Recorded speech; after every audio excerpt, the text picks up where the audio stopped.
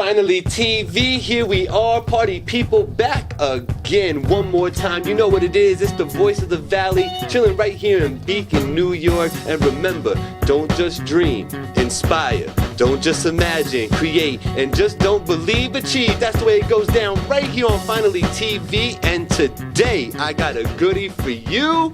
I introduce to you my man, Tekwun. How you doing, sir? It's good, man. Man, welcome to the show. Yeah, man. I mean, finally. Finally. Love to have you here, man. We know a lot of the same people. Yeah, man. You know? And it'd be funny, yo. It's like, you know, when you just meet people and you know that y'all have had a lot of mutuals, a lot of things in common, and then finally everything connects. It just comes through, man. Yeah, for man. Real. Yeah, we were actually supposed to hook up a little earlier. Yeah. You know, things happen, life happens. I got a little slow behind things, but I'm glad to have you here today, man. I really am. I'm just glad to be here. Like I said, all things is good things, man. You know what I'm saying? I look at it like that, man. So yes, sir. And we're going to talk about a bunch of things today. We're going to let the people know what you do, where you do it, how they can support you, all that good stuff. You ready to get into it? I'm ready, man. All right, I'm ready. Let's go. All right, so first and foremost, everybody wants to know where were you born and how'd you end up here in the Hudson Valley? Born in Westchester, Peekskill, you know what I'm saying? And I just ended up here because I didn't really feel like buying a house out there with them taxes all crazy and stuff like that, you know. Okay. And it just got centrally located out here in Beacon, and it was just one of the better places, you know, around the area and stuff, you know what I'm saying, that I felt like was a greater place to come through. So I ended up coming here with that. So what up? There you go. So I've been up here for couple of years, you know what I'm saying? I've just been low key with a lot of the things, you know what I'm saying? And just the way I move, different people, this, that, and the third. So that's how that came about. Got you. Okay, so Westchester area. The wife works down there. I've worked myself down in Portchester and all those places, things like that. So very familiar with the Westchester area, but we're happy to have you here in Beacon. Yeah. So this is a very important question for you and to tell the rest of our whole audience, you know, exactly what it is. And it's a great question, so you could tell them once and for all. Yeah. What is it that Tekwun does, and why are you here today on the show, brother? You know, that's funny. It's like some people know me as an MC. Some people know me as a DJ. Some know me as a producer. Some know me as a person that does all three. I do a lot, you know what I'm saying? I mean, I do it all from MCing, you know, to production, to DJing, to engineering, mixing, mastering. Wow. You know what I'm saying? All that type of stuff. I mean, all things when it comes to this music, you know what I'm saying? I try to do what I got to do. And I'm here to tell my story with this. You know what I'm saying?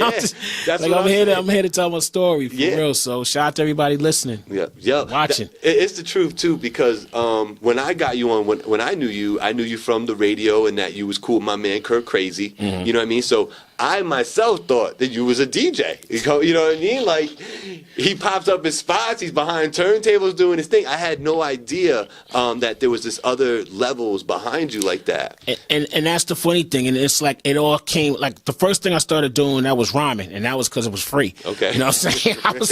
And I was back in, like, I wrote my first rhyme in like 86, 87. Okay. You know what I'm saying? I wrote my first rhyme. I have no problems. I'm 43. Okay. And I have no problems admitting my age. You know, a lot of people think this is a young man's game. It's a talent game. You know what I'm saying? So I'm just blessed to still be here doing it at the level that I'm doing it. You know what I'm saying? We'll get into that later. Okay. But, you know what I'm saying? I mean, I started rhyming. Then I started DJing, you know what I'm saying, when I was 10. You know what I'm saying? And then from there, it graduated to production before I ended up going into the military. And, you know, then after that, everything just started coming too, you know what I'm saying? And it's been a long, arduous road, but, you know, I'm here, you know what I'm saying?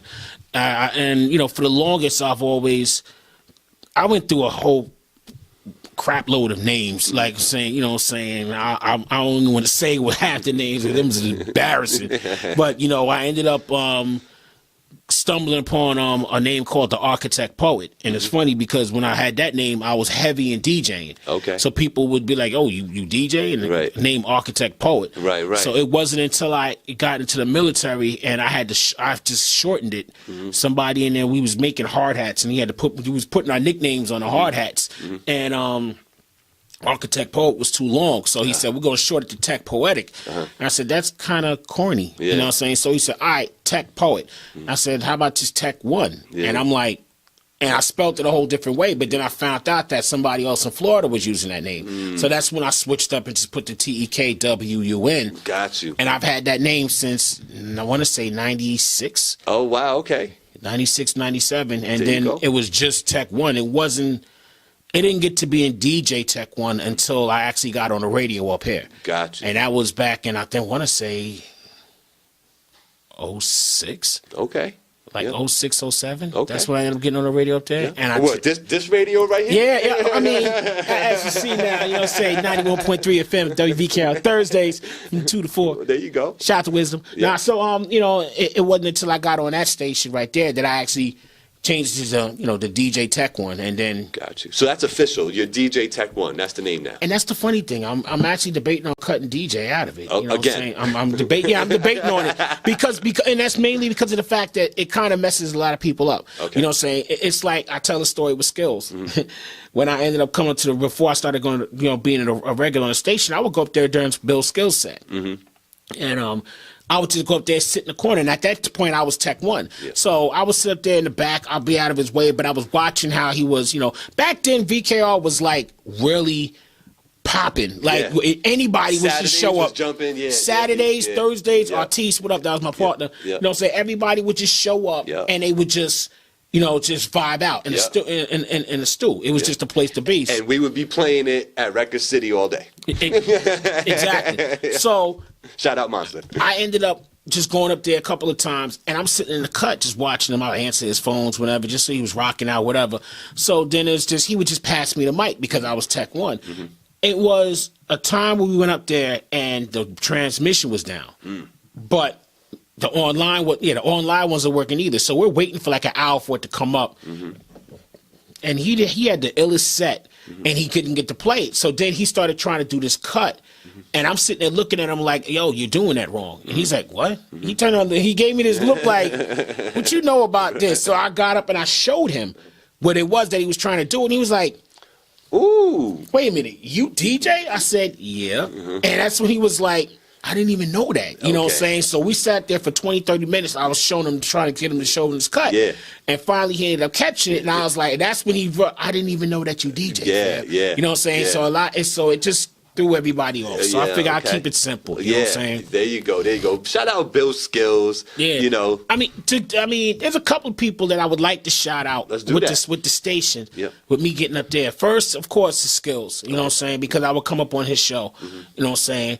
And shout out to my man Oni Montana. You know what I'm saying? Oni is my dude, and he was actually the first person to play my song on the radio. And this was, you know, with my squad, 6 Borough. And he was actually covering for Bill SKILLZ one day when he had me come up there, and I ended up going up there and I'm rocking on Bill SKILLZ set. So that was the first time I ever had radio experiences when I was covering for somebody. Got you. So I gotta shout him out all the time. So Oni Montana gets shout out to my man KRE-Z, because if it wasn't for Kurt, I wouldn't even have a radio show, because he gave me this program called Wave Lab. And I used that program to make a lot of dirty songs clean, because my slot was during the day, so I had to have clean music. So I'm playing Raekwon, Purple Tape stuff during the day, and DJs is like, how'd you get the clean version? How'd you get the clean version? And I'm like, but that, you know, for everybody to understand, that meant that I was going to work at night, then coming back and getting off in the morning, and I'm taking 6, 7, 8 hours just straight editing music. So, and I mean, at that point in time, in that collection, I had almost like 7,000 just in the throwbacks alone. So you figure about 3,600 of them was all dirty versions, because I was copying album versions. So I'm sitting there taking the time to go through each one of them and make them clean. So it was like every other week I'm just copying at least 200 to 300 songs. So I spent time for that. So, you know what I'm saying? Shout out to Ease, because Ease was the one that DJ Ease, he was the one that ended up talking to the program director to get me up in there. it was a trade-off because he actually came up there and he saw me with a lot of music. This when Serato started popping, and I had a lot of stuff in Serato. So he was sitting there, yo, let me get this, that, let me get this. And then he did the, yo, how much you want? Yeah. Lean back, and like he was going to go in his pocket. I said, I just want to know how I can get into the station. Yeah. And as I said that, in comes the program director, Halima Marcus, I think. She came walking in. He's like, oh, there you go right there. So, and it just traded off right there, and that's how I ended up getting in. So that's dope. Shout out to Ease, man. You know what I'm saying? So those are the cats, that I that I look at, who was responsible for getting me up in there. I'm from that era where, I have no problems giving it up to those who came before me or to those who helped or whatever may have. You know what I'm saying? A lot of people want to make it seem as if they did it on their own, and I'm like, yeah, all right, man. Right. Nobody invented nothing. It's just redone over. You know what I'm saying? So, Right. Well, shout out to you for being 43. I myself too, also 43. There you go. I was class of '94. I was supposed to graduate. I was supposed to graduate '93, but I got to my 12th grade and then had to stay back. And the 12th grade, that was the worst. Yeah, that put a little damp. I mean, the girls, you stick around for the girls a little longer. That's why I stayed back. Chasing skirt. Nah, but I'm glad. Like I said, at the end of the day, I look at everything in life as it happens for a reason. And I'm kind of glad it did. You know what I'm saying? It actually got me to really grow up. That was a real, eye-opener for me, the way that it happened. And I just had to go back and do what I had to do. So, Got you. So you had mentioned rhyming first. And starting real early with that because it was free. I get that. I was with you. But then when would you say you actually took it serious and you're like, you know what? I want to put a project together. I want to start recording stuff. When did that happen for you with rhyming?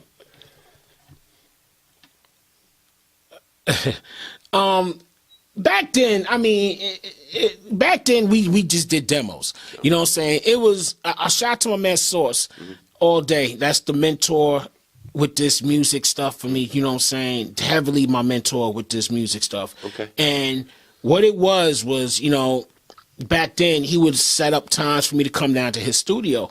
And he'd be like, all right, I need you here by 2 o'clock. And then 2 o'clock come, I'm not there. 3 o'clock come, I'm not there. 4 o'clock come, it's like that SpongeBob 2 hours later. Right, you know what I'm saying? So that popped off, and then 4:30 come here, I come walking in, and he's like, yo, my man, like, I'm done. He wouldn't say that. The first 2 times, like, yo, I could have been dealing with something, whatever.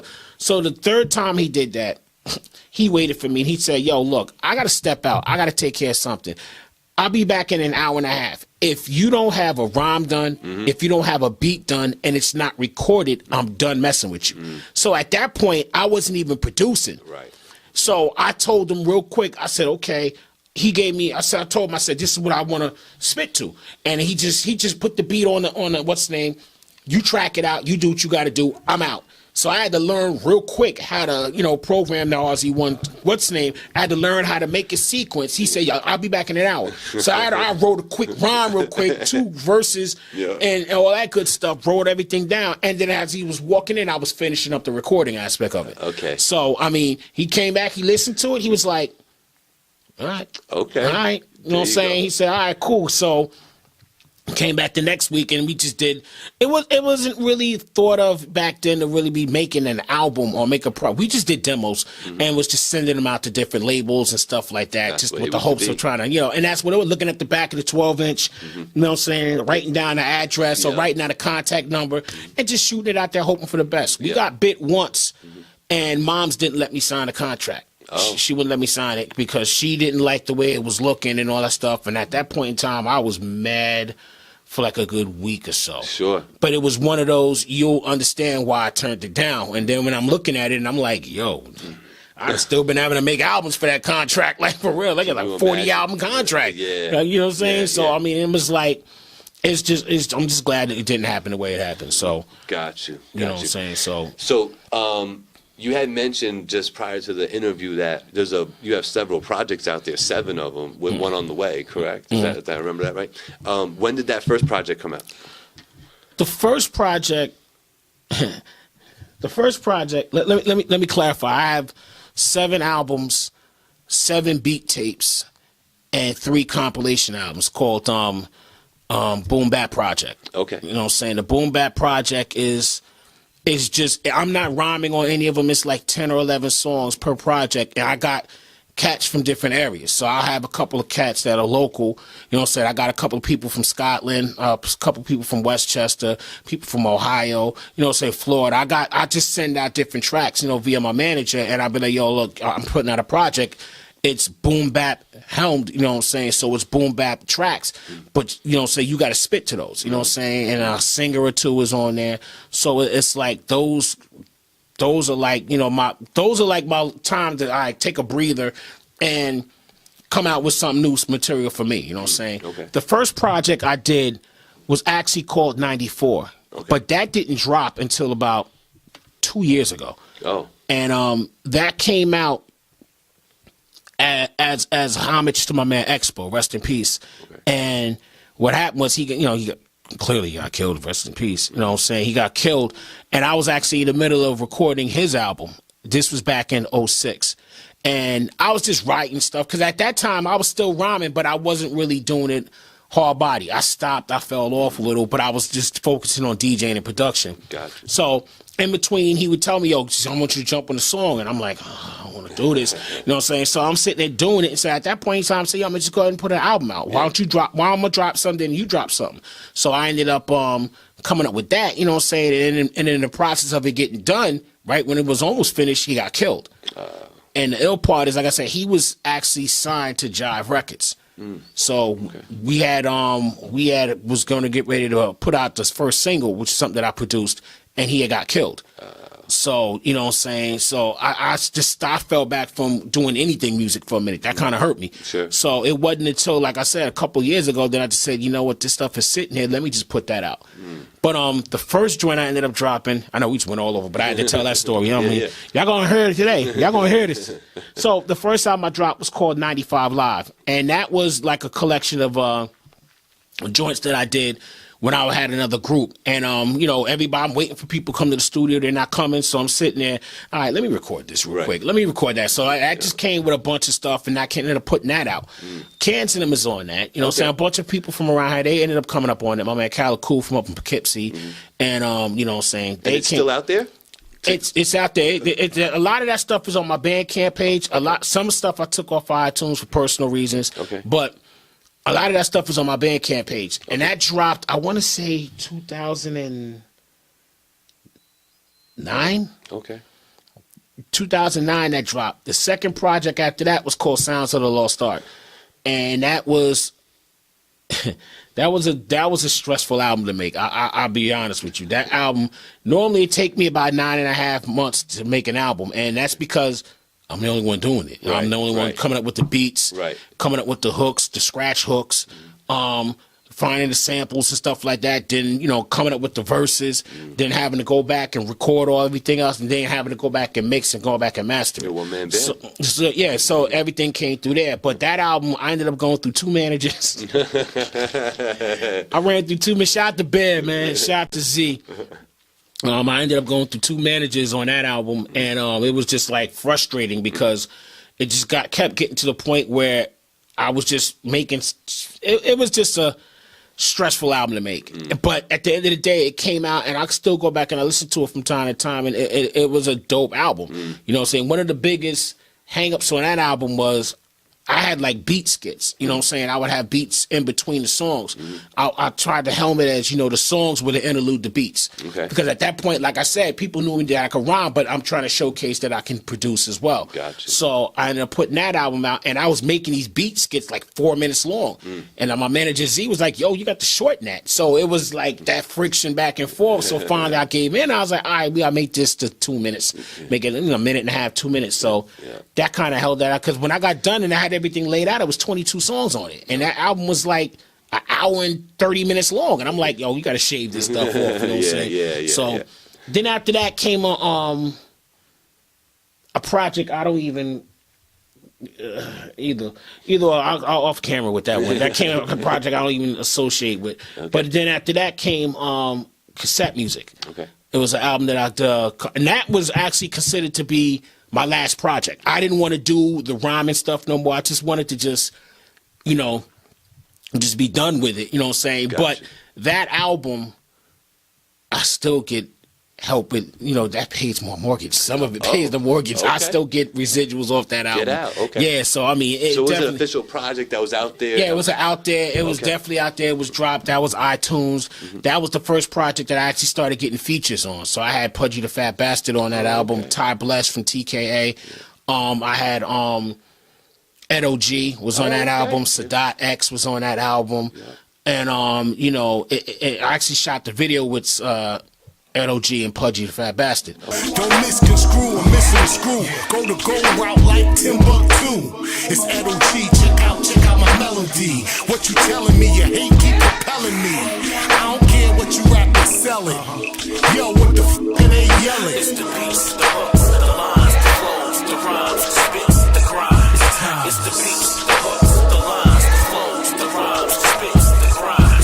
It's the beats, the hooks, the lines, the flows, the rhymes, the spits, the grind. It's the beats, the hooks, the lines, the flows, the rhymes, the spits, the grind. I said it before and I say it again. These rap is frontin' on the mic like men. Air them out with the fifth until they steppin' again. With low levels of the estrogen. Lace them up like some brand new Timbs. And out the boxes where I box them. I spit flows, gravity moves, I E-rocks them. Profess to the death that I'm a rep this shit. Sounded nice off the mix with no vocal clips. So hold that. The roof is where I hock and spit. The F tucked by the waist with the extra clip. Okay. So those is out. That's out there. And that was supposed to be my swan song. I was done with the rhyming. It wasn't. The reason why I continued to keep going was that album actually was the first album that got me overseas.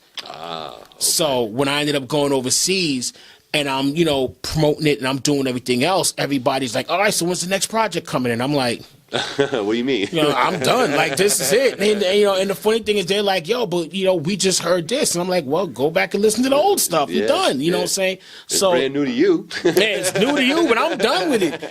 But at that time, I was over there DJing, and then I'm slipping songs, and they're like, yo, who's that? And I'm like, that's me. You rhyme too? And I get the same thing.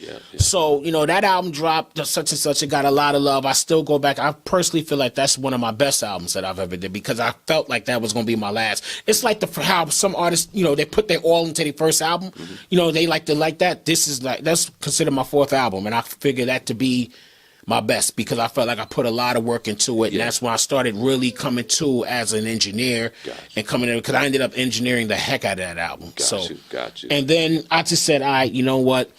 Let me put another album out. And in the meantime, just to shut them up, I said, yeah, let me put out the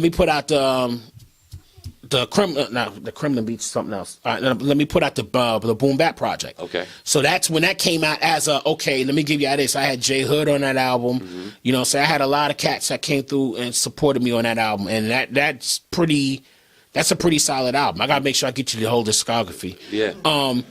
And then we just chilling with Hazel. You know what I'm saying? What up, man? You want the mic, man? What's up? He's like, what? It's good. So we ended up putting that out, and then I ended up starting up my Kremlin Beats series, which is just strictly beats that I put out as stuff that didn't make albums, or just joints that I'm really not feeling. But we're available for someone else. But because I've always been taught, you know, don't throw nothing out. Right. You know what I'm saying? Somebody else might like it. So it's stuff that I really was just like, all right, no, just cutting room floor. Let me just put this out and see what happened. And I would put them out available for people to download for free. Okay. Like if you're doing, you know, you jogging or you just driving, it's just that type of stuff. You know what I'm saying? I had a couple of people from different states that hit me up, was like, yo, I want to use this. All right, well, if you want to use it for a project or a mixtape is for you to use for mixtape. But if you're using it for commercial purposes that you want to whatever, then, you know, we'll talk about the beats and whatever have you. So I got 7 volumes of that out. Okay. You know what I'm saying? So it's like 14, 15 beats per volume. Got you. You know what I'm saying? Let's look into the camera, though, and tell the people where you're at, where they can support you, how they can find all this stuff. Let them know. I mean, worst come to worst, I can always call my phone at playing. Nah, yo, you can hit me at Instagram at DJ Tekwun, DJ TEKWUN. Twitter at DJ Tekwun, DJ TEKWUN. You know, I'm on the radio from 91.3 FM. There it is. You know what I'm saying? You know what I'm saying? On Thursdays from 2 to 4. Sometimes I get on from 12 to 4. Okay. You know what I'm saying? Depending on how I'm feeling, you know what I'm saying? Shout out to Wisdom. Sure. And, you know, that's pretty much the gist with that. You know, I was all over the place as far as clubs and stuff, but I'm turning that down, man. I mean, it is what it is, you know. You're not about that life. Not anymore, man. I mean, it gets to the point where, you know, I'm at the point in my career where I'm glad that I can pick and choose what it is that I want to do, especially with bars, clubs, and everything else. I don't have to be all out there, and that's the lane that I'm just not trying to really be in no more. You know what I'm saying? So tell me, man, being a rapper, being a DJ, being a producer, and, you know, being an engineer, people don't realize that producer and engineer is two entirely different things. I know people that, you know, that produce but fall short of, they think, you know, just clicking one or two knobs makes them an engineer. Nah. And it's to the point now, it's like, you know, I self-taught myself with Logic. And people, you know, look at Logic has a way higher learning curve than Pro Tools. It does. You know what I'm saying? And I've self-taught myself with that. And just, you know, if I don't know something, I go ask somebody, you know what I'm saying, just at the third. But it's like, I look at being a producer as somebody that's making the music, but then a lot of producers, they make the music and then they just leave and tell somebody to just make it sound tight. Right. You know what I'm saying?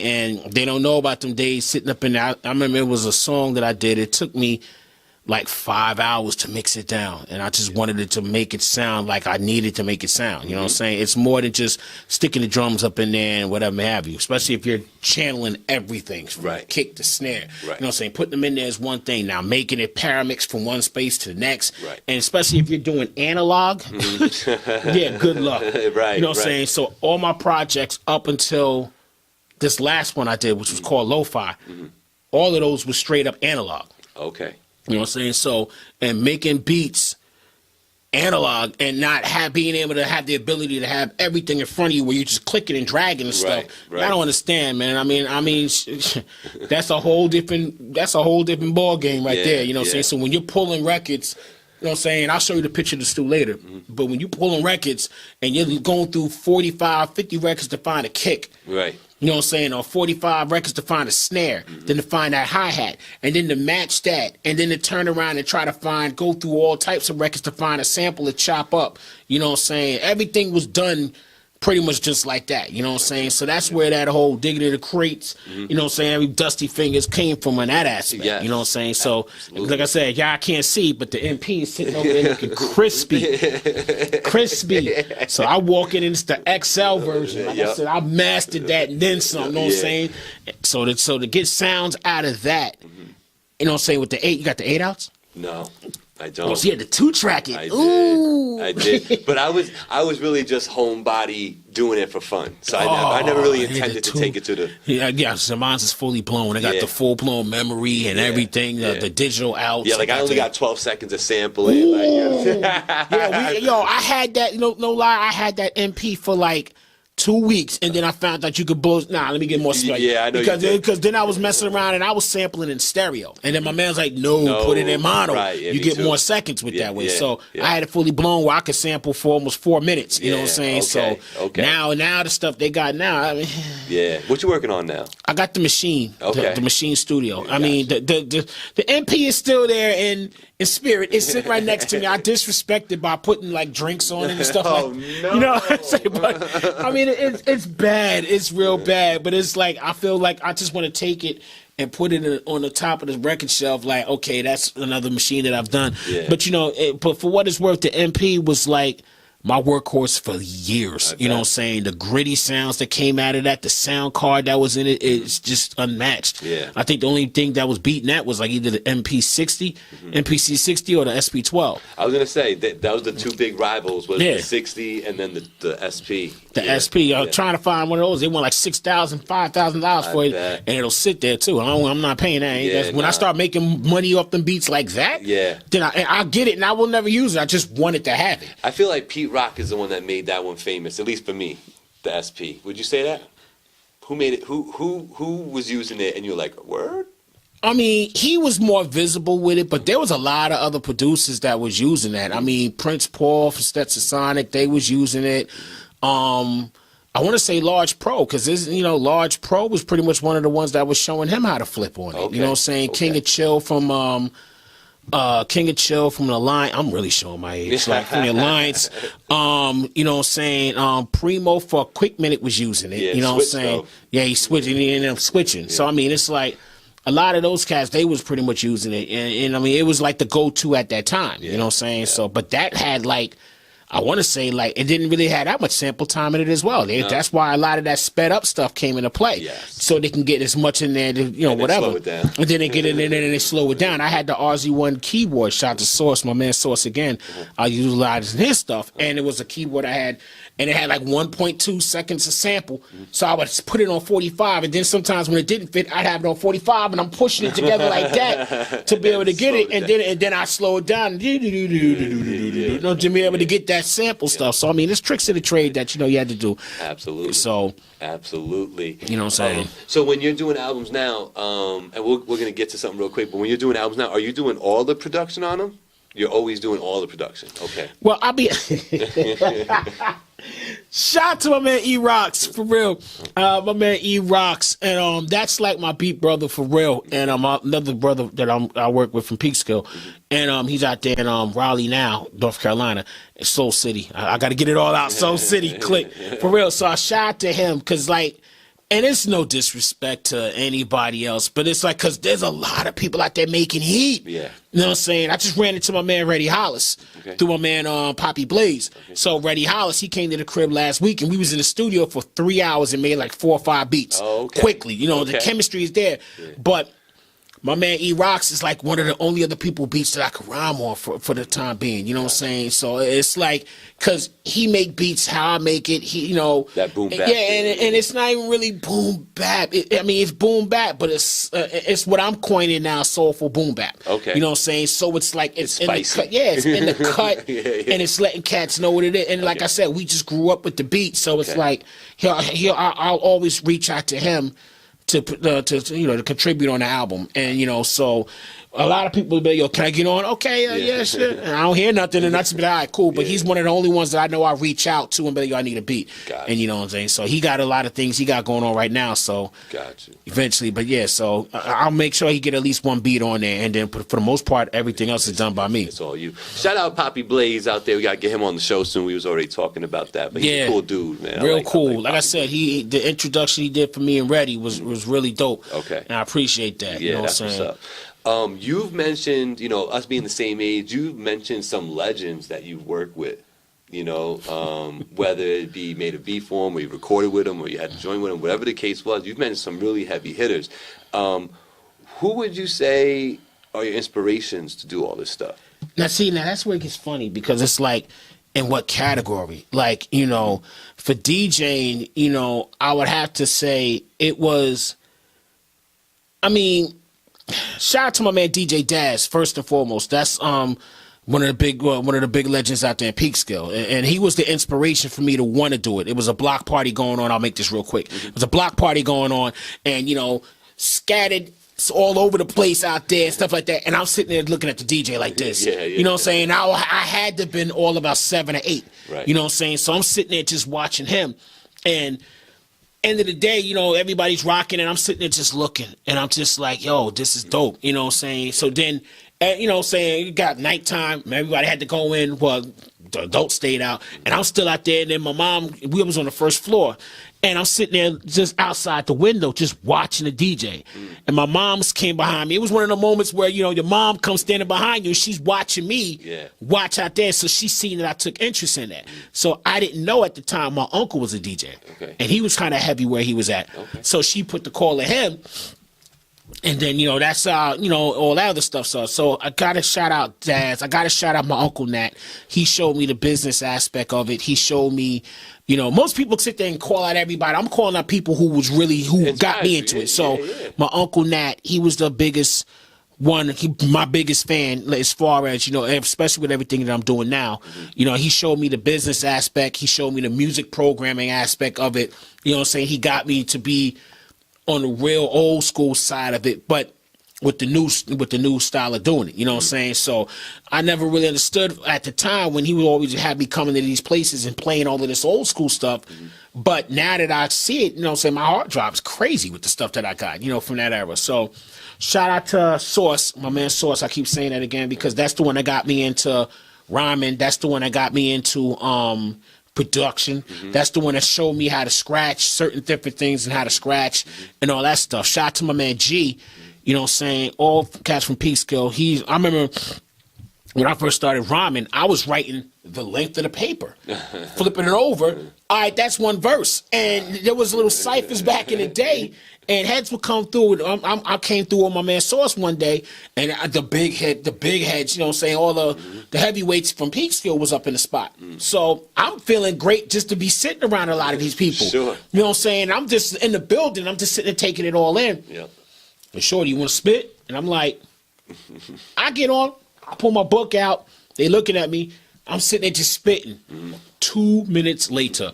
All right, that's one verse. Wait, whoa. What the heck? You know what I'm saying? What are you doing? bars. Like, yeah, exactly. So my man's like, nah, B, hold on. This is what you do. 16 bars is a standard verse. Right. My man G. So he was like, nah, hold on. You spitting. Yeah. Yo, let's cut. He said, yo, that one verse is like 2 songs right there. Yeah. Nah, you gotta do it like this. So, you know what I'm saying? Them is the people who I hold dear to me when it comes to this type of stuff. Now, on a Blue Star, on a celebrity level, I mean, you know, I would attribute, Grandmaster D from Houdini. Okay. That was the first person I saw scratching on 1200s. Okay. You know what I'm saying? So I'm like, yo, like, that's dope. Yeah, you know what I'm saying? crazy. That's crazy. That's dope. And it was the song Funky Beat. Okay. Like, he pops up from behind the turntables, and then he just starts scratching. And it was simple.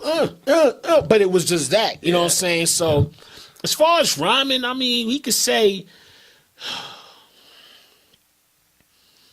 KRE-Z, Rakim. Okay.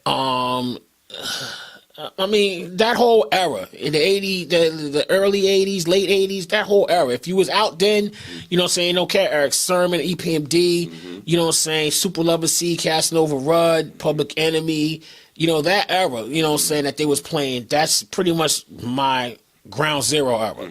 You know what I'm saying? There was the era that was before that, the Bomb Diggy Bomb, that was before me, the Parties in the Park, you know what I'm saying, Treacherous 3 and all that stuff. I'm familiar with some of the stuff, but I'm not gonna sit here in front and I was from that era. Like I'm not. You know what I'm saying? That's the you couple years older. Gangstar's in your wheelhouse. Yeah. You know what I mean? Things, yeah, of course. DJ Red Alert back then was doing his Red thing, Alert you know what I mean? was Red Alert, and then they had Marley Marl with Marley Pete Marl, Rock on BLS. So it was like that era right there to me was like. It was, fresh. I'll say it. It was fresh. It was fresh, you know what I'm saying? though. It was fresh. You know what I'm saying? And it was like people don't understand. Like you would go to sleep. The radio shows would start at like 10 o'clock because they wasn't really playing hip hop on the radio back then at all. Yeah. You know what I'm saying? You'd have to wait until Friday night and Saturday night. Yeah.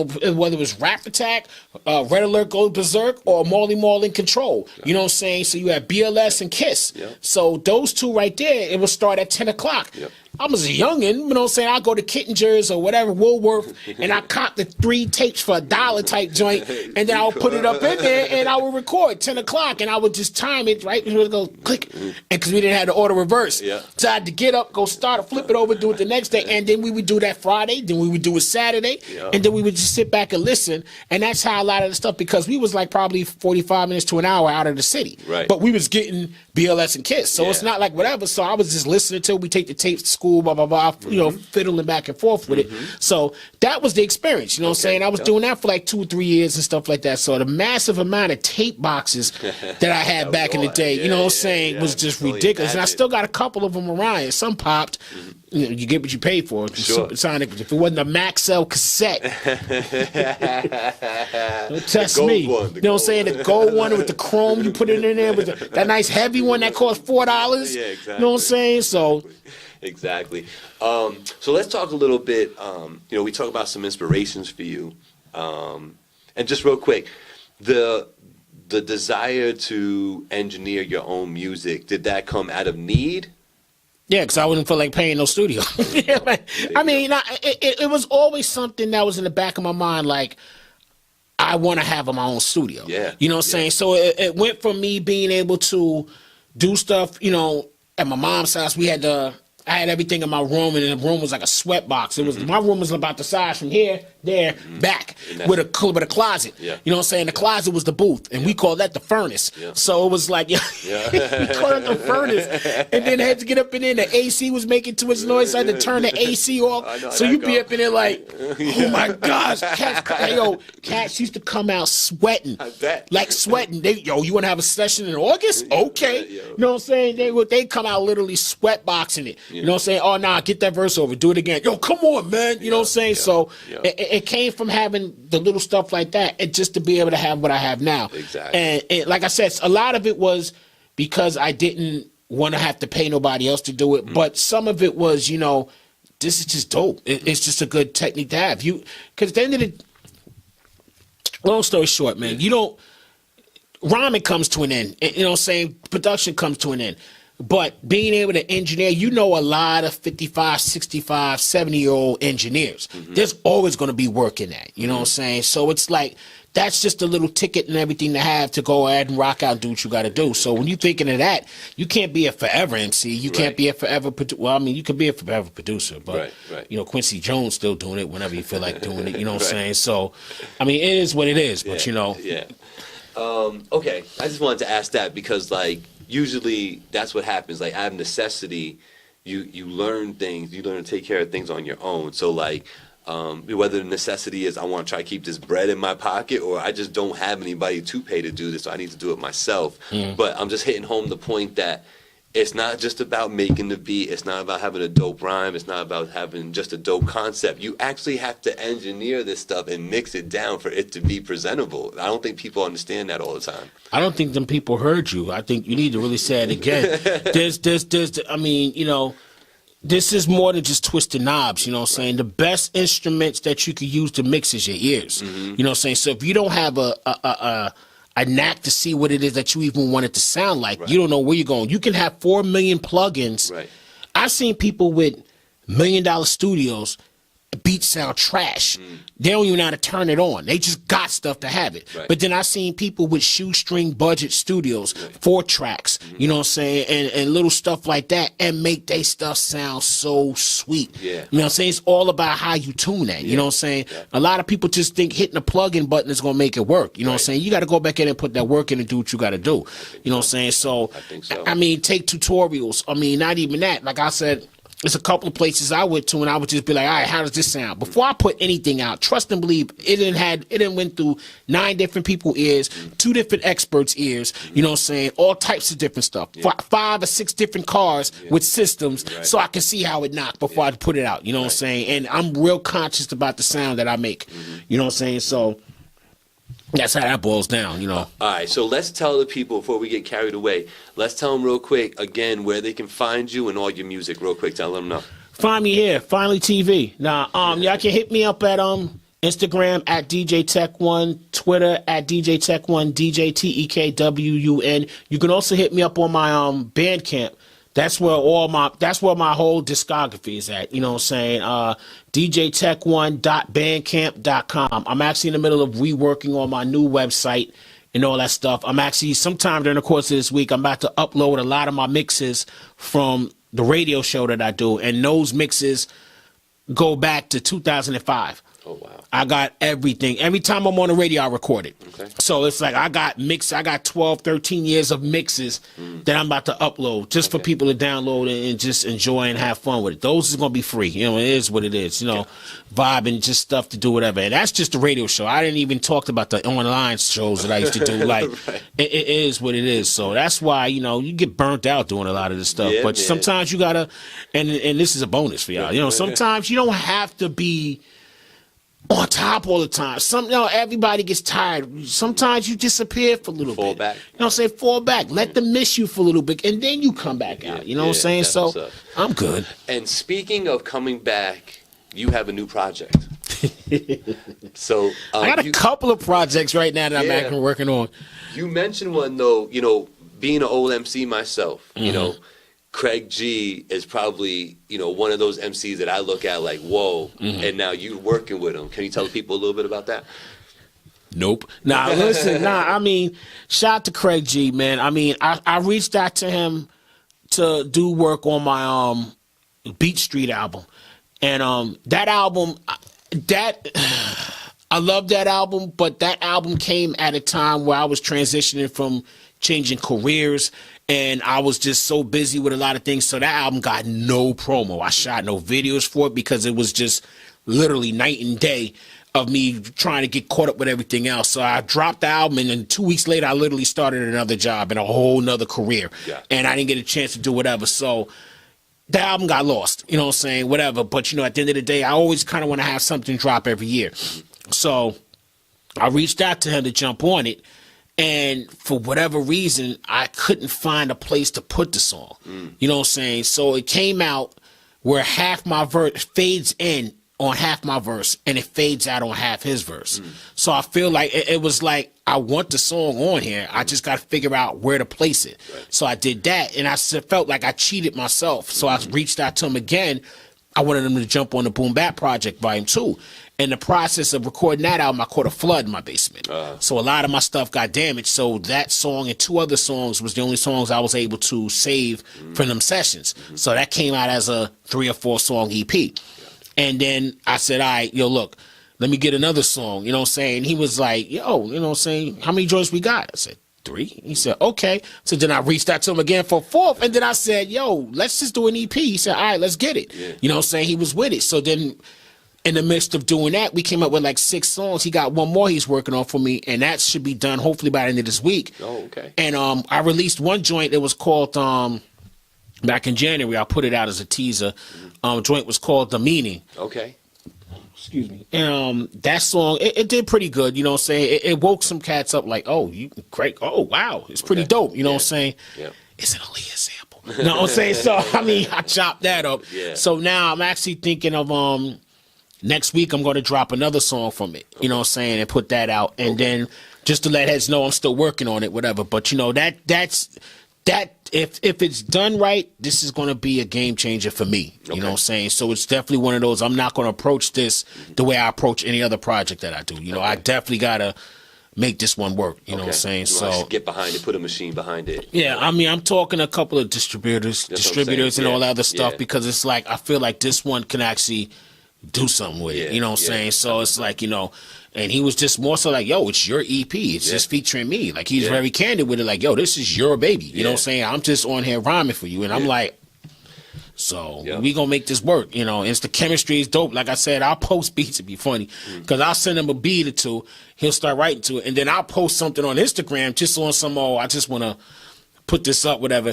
Here, I'll get the text. Yo, give me that beat right there that you posted. I want that. Stop hiding these beats. And I'm like, yo, I mean, but you know what I'm saying? That's just how that goes, man. So that's a definite one. I'm working on another project called Passport Music. Okay. And that's another 5-song EP for me, you know what I'm saying? And I'm about 2/3 done with it, you know what I'm saying? I'm waiting on a couple of verses from like 1 or 2 other people from different countries. Okay. And then I'm working on Kremlin Beats 8. Oh, okay. There you go. So it's like, you know, stuff coming. A lot of stuff, not to mention I got my squad TBE. Okay. And I'm working on my cousin's album, L. I'm working on that too. I'm actually leaving here. We're gonna go back into the studio and lock up and get a couple songs done. I got another artist I'm dealing with. Her name is Sin. Spit crazy. She's dope. Okay. You know what I'm saying? My man Focus Easy. I'm waiting on him to, you know, touch ground. You know what I'm saying? Keep your head up, fam. I'm waiting for him to touch ground so we can get back to working on his album. Okay. You know what I'm saying? And it's just a lot of things that I got in the works. You know what I'm saying? So. And if they follow you on Twitter and all that good stuff, you'll just keep them updated and all that good stuff? Okay, so there you go. So make sure you go ahead and follow this man on Instagram, Twitter, all those good things. I'm sure I'm putting it on the screen somewhere for y'all. Appreciate it. Yeah. You know, we got to cut this one out. And I just want to say thank you for coming out here and sharing your story. But I feel there'll be a part 2. That's what I was just about to say. There'll be a part 2. There's going to be a part 2. I mean, there'll be a part 2, but let me say this real quick, man. I mean, because I feel like this is dear to me. Buy my album when it drops. Nah, but real talk, though. I mean, to everybody out there that's doing what they doing, man, don't let nobody sit there and tell you that you can't do it. Fact. Don't let nobody sit there and try to steer you to sounding what's relevant or to what's popping. You know, you know what I'm saying? The one thing they tell you in this industry is be yourself. You know what I'm saying? You don't have to do what everybody else is doing. You know what I'm saying? Because what's going to separate you from what everybody else is. You know what I'm saying? And people don't understand that. You know what I'm saying? So I say that to say, I don't know if I'm not gonna be over, but you know what I'm saying, pick a finger to everybody that feels, you know, that was like, oh, well, you need to make beats like this, or you need to do whatever like that. And I'm like, okay, but this is getting me paid gigs overseas. You know what I'm saying? This is getting me hopping planes and getting my passport stamped to go to different countries to do shows, to get in the studio with other people over there and collab with them and shoot videos with them. So I say that to say, don't let nobody stop you from being who it is that you want to be in this music, man. I mean, just do what you got to do. Have a thick skin. You know what I'm saying? Because you're going to get told no. Everything you make is not going to be popping. You know what I'm saying? And don't let, you know what I'm saying, don't let the friends gas you up. There's some out there that'll say it's hot just to see you fail. You know what I'm saying? Yes, and that's why we do the What We Talking About podcast be the hard way, where we keep telling them, you know, this ain't it, Chief. Or it is it. You know what I mean? And we're very honest with them and letting them know, you know, yeah, I'm your buddy, I'll be your buddy, but I'm going to tell you if your music's not it. You know? I mean, and you know, I used to do that on the radio station, and they would get mad at me, and I'm like, yo, I tell them, look, you can get crunchy all you want. If you're, don't ask me for my opinion, and then when I give it to you, because I tell them in a minute, like, I'm not a yes man, far from it. I'll keep those people far away from me when I'm in the studio, whatever. You know your squad, you know who it is. You know what I'm saying? My manager, Rich, will be the first person. Now, that's garbage. Or that's popping, or that's not popping. You know what I'm saying? You need those type of people in your life. My god brother Calvin, he another one. He'll be able to tell you. Elle will tell my man, cousin Elle will tell me you in a minute. You know what I'm saying? When I'm making a beat and I'm down in the stool, he'll come in and put the hand on his shoulder like, all right, that's popping. If not, he'll be like, you know what I'm saying? Ain't got nothing to say on it. So that's the type of stuff you live in. So I say that to say, you know what I'm saying, keep pushing. Don't let nobody put a time limit on your career, because if it's supposed to happen, it's going to happen. But I would rather see somebody out there trying to do what they got to do and make it, or don't make it, but you did what you had to do. At the end of the day, you got to be happy with what you're making. And, you know, I'm happy with my, I ain't trying to be on a million radio stations, you know what I'm saying, but I'm sounding like what I don't want to sound like. So I'm good to be on the top 888 in France. I'm good to be on such and such. I'm good.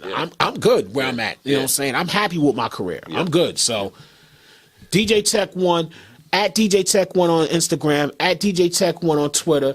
You know what I'm saying? Bandcamp, what was it? DJTekwun.bandcamp.com. Hit those Kremlin beats up. They're free to download.